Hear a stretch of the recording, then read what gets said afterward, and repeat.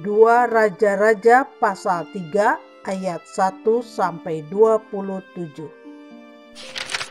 Yoram berperang melawan Moab. Yoram, anak Ahab, menjadi raja di Samaria atas Israel dalam tahun ke-18 zaman Yosafat, Raja Yehuda.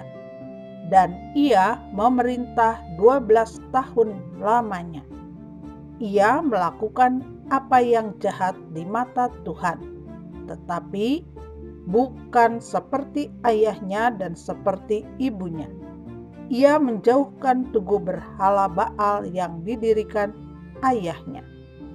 Namun demikian, ia masih berpaut kepada dosa Yerobeam bin Nebat yang mengakibatkan orang Israel berdosa pula. Ia tidak menjauhinya. Mesa, Raja Moab, adalah seorang peternak domba. Sebagai upeti, ia membayar kepada Raja Israel 100.000 anak domba dan bulu dari 100.000 domba jantan. Tetapi segera sesudah Ahab mati, memberontaklah Raja Moab terhadap Raja Israel. Keluarlah Raja Yoram pada waktu itu dari Samaria. Lalu ia memeriksa barisan seluruh orang Israel. Selanjutnya, ia menyuruh orang kepada Yosafat, Raja Yehuda, dengan pesan, Raja Moab telah memberontak terhadap aku. Maukah engkau bersama-sama aku berperang melawan Moab? Jawabnya, aku akan maju. Kita sama-sama, aku dan engkau, rakyatku dan rakyatmu, kudaku dan kudamu. Lagi ia bertanya, melalui jalan manakah kita akan maju? Jawabnya, melalui padang gurun Edom. Maka berjalanlah Raja Israel dan Raja Yehuda dan Raja Edom. Tetapi sesudah mereka berkeliling 7 hari perjalanan jauhnya, maka tidak terdapat air untuk tentara dan untuk hewan yang mengikuti mereka. Lalu berkatalah Raja Israel, wahai, Tuhan telah memanggil ketiga raja ini untuk menyerahkan mereka ke dalam tangan Moab. Tetapi bertanyalah Yosafat, tidak adakah di sini seorang nabi Tuhan supaya dengan perantaraannya kita meminta petunjuk Tuhan?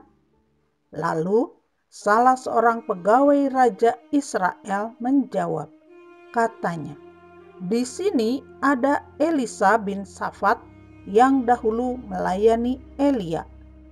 Berkatalah Yosafat, memang padanya ada firman Tuhan. Sesudah itu pergilah Raja Israel dan Yosafat dan Raja Edom kepada Elisa. Tetapi berkatalah Elisa kepada Raja Israel, apakah urusanku dengan engkau? Pergilah kepada para nabi ayahmu dan kepada para nabi ibumu. Jawab Raja Israel kepadanya, jangan begitu, sebab Tuhan memanggil ketiga raja ini untuk menyerahkan mereka ke dalam tangan orang Moab. Berkatalah Elisa, demi Tuhan semesta alam yang hidup, yang di hadapannya aku menjadi pelayan, jika tidak karena Yosafat, Raja Yehuda, maka sesungguhnya aku ini tidak akan memandang dan melihat kepadamu. Maka sekarang jemputlah bagiku seorang pemetik kecapi. Pada waktu pemetik kecapi itu bermain kecapi, maka kekuasaan Tuhan meliputi dia. Kemudian berkatalah ia, beginilah firman Tuhan. Biarlah di lembah ini dibuat parit-parit, sebab beginilah firman Tuhan. Kamu tidak akan mendapat angin dan hujan, namun lembah ini akan penuh dengan air, sehingga kamu serta ternak sembelihan dan hewan pengangkut dapat minum.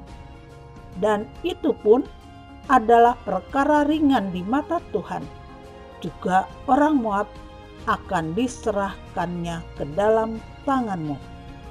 Kamu akan memusnahkan segala kota yang berkubu dan segala kota pilihan. Kamu akan menumbangkan segala pohon yang baik.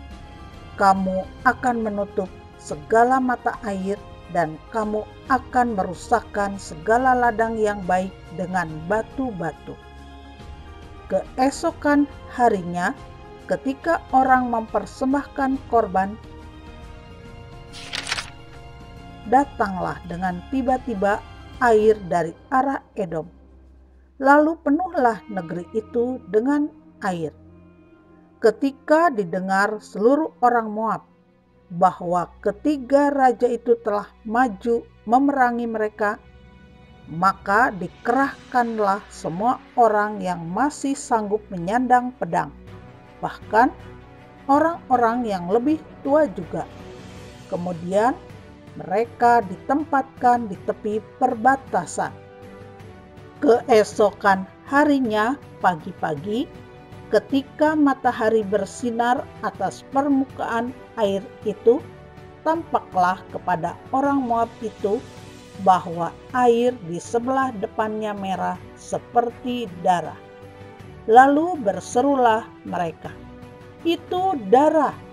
Tentulah raja-raja itu telah berbunuh-bunuhan, yang seorang membunuh yang lain. Maka sekarang marilah menjara, hai orang-orang Moab."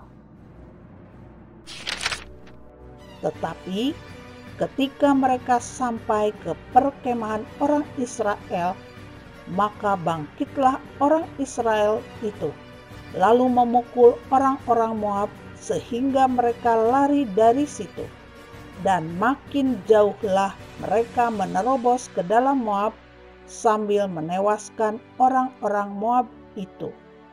Mereka meruntuhkan kota-kota dan menutupi setiap ladang yang baik dengan batu, karena setiap orang melemparkan batu ke atasnya. Mereka menutup segala mata air dan menumbangkan segala pohon yang baik, sampai hanya Kir Hareset saja yang ditinggalkan. Tetapi kota ini ditembaki oleh orang-orang pengumban dari segala penjuru. Ketika Raja Moab melihat bahwa peperangan itu terlalu berat baginya, diambilnyalah 700 orang pemegang pedang bersama-sama dia untuk menerobos ke jurusan Raja Edom, tetapi tidak berhasil. Kemudian ia mengambil anaknya yang sulung yang akan menjadi raja menggantikan dia, lalu mempersembahkannya sebagai korban bakaran di atas pagar tembok. Tetapi kegusaran besar menimpa orang Israel, sehingga mereka berangkat meninggalkan dia dan pulang ke negeri mereka.